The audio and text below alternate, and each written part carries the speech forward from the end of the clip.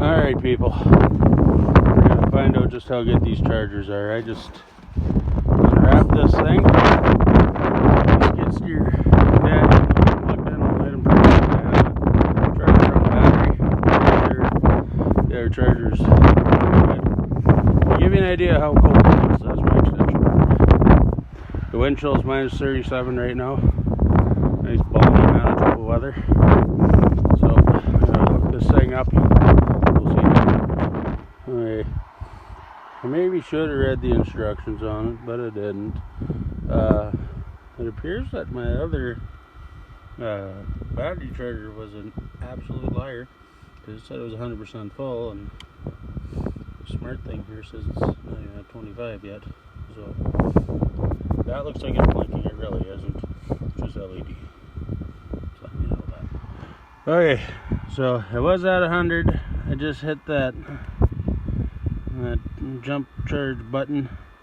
Now it's blinking at 25 again, so I don't know if that means it's ready or not. I'm gonna let it do its thing for 5 minutes and I'll give her a shot.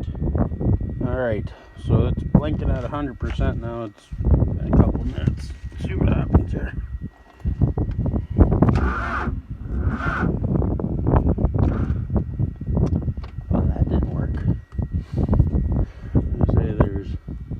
An issue here since I know that block heater works and has a new battery, so there's an issue between it and the starter.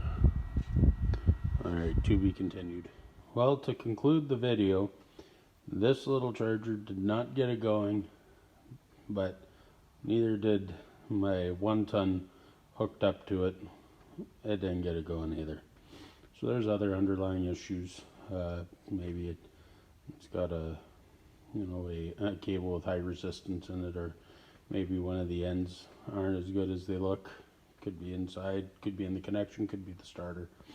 I don't know, but I'm gonna say with this on, it cranked just as fast as when the truck was hooked to it. So I don't know. I'm not regretting buying it, but it'll really get put through its paces when I have to go hook it up to the D5 in a couple of days and make sure it starts. Okay, well, bye for now.